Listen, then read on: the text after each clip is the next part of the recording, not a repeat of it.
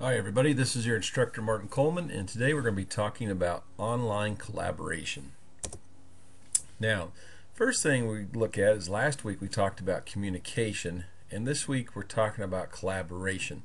And this can get a little confusing because a lot of the communication opens up for collaboration, so you'll see a lot of the same tools kind of in both areas, but we're going to look at ways to let elementary students work together in formats they may not have been able to do because of the space you have in your classroom, or to work with other students if they've got older students coming in and helping younger, or maybe even if they're working with other students in different schools.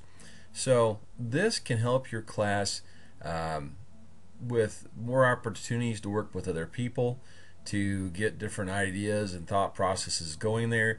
I've had good luck with this with even very young kids in kindergarten, playing with some of these, what we would call tools, but they might think as toys, and learning basic shapes and working on colors and doing math and things like that. And they might be able to sit down with a computer at a certain time and work with a fifth grader in another computer lab, and it makes it a fun way to learn when you don't have to worry about kids going back and forth between classes and things. So these tools I'm going to show you in general don't take very long to set up. They all hit under the free or super low cost, and I think there's some good things that kids are going to like to use that they can set up, and they can have some ownership. They can do it on their own. They can explore, and the software really allows for a wide variety of uses that I don't think they're going to get as tired of it as some video games or things they might have once they master it. This really lends for some exploratory learning and some real critical thinking, and imagination is the best part. So we're going to look at just a few tools that are out there as far as some collaboration tools. In some sense, they are all communication tools because they allow some sharing information. But generally, we're looking for some that are more standalone than your general meetings or audio where you're talking back and forth. And the biggest thing is I want to keep it simple. As an elementary teacher, I don't want to have to spend a ton of time training kids how to use something that's really complex. I want to keep it simpler where I don't have as many things that can go wrong, and I want to be able to use it whenever I want it. So here's some tools that I think that you might enjoy. The first one is a whiteboard tool. I think most of you guys are pretty comfortable with these in the classroom and have seen the ones that use a projector and hook to a computer, and you can draw and touch and move things around on the screen. Well, this is a web version of it that allows you or a student to start up a simple whiteboard, and all you have to do is go to the ScribLink website and one automatically begins. That's as hard as it gets.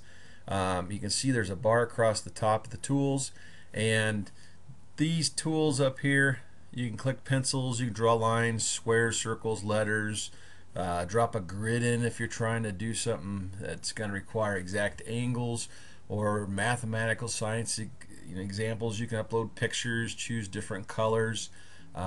We can adjust the size of our marker or our pencil, and we can even change the background of the board. So these give us a lot of things that we normally have on a whiteboard as far as drawing, kind of combined with the drawing programs you get in a computer. The best thing is there is an undo button, and the undo button, you make a mistake, you just undo it. Also, if you're just kind of playing around and kids are getting a little wild and you want to bring them in, you can clear the screen, or they can clear the screen and start over fresh. So this is pretty nice.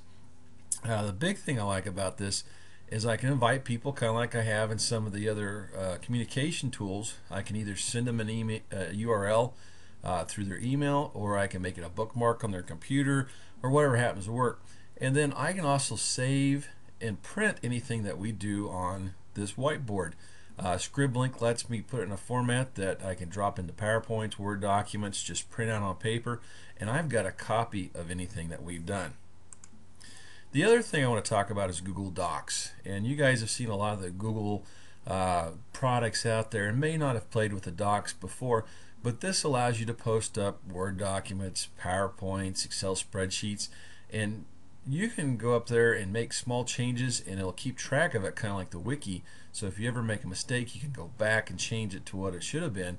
And you can also have people collaborate with you, that you've got I don't know if there's a limit, maybe 200 people working on one thing if you wanted, but in general we're looking 3, 4, 8 people working on a file, and it allows you to go in and use it just like it's Word and save it online, and it keeps track of it. You can export it back to your computer with all the changes as a Word document or a PowerPoint.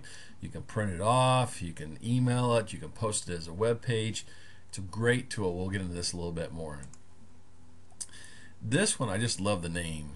The Ugma is a kind of screen sharing program, and we worked a little bit with this in the past, where you've got the person that's hosting it or the person that's seeing it are going to have the same thing showing up on both their screens. So you can walk students through web pages, you can show them how to use programs, you can do all kinds of things. They have the little chat function there if they have questions, and it does a lot more than that. But the other nice thing is it tags up with Skype. So if your students or you have Skype, you know you're going to get that good audio connection, and you can walk them through with voice and have 5, 6 students all working together at one time. So some cool tools there. So I want you guys to think about how you can use these in your classroom. The Scriblink for the whiteboard, Google Docs for file sharing and collaborating that way. The Ugma as far as the screen sharing and having kind of a synchronous interaction, looking at different things on your computer. And how can kids in the classroom benefit from these tools with your lessons inside or outside the classroom, I guess. So give you some things to talk about. Have a good week.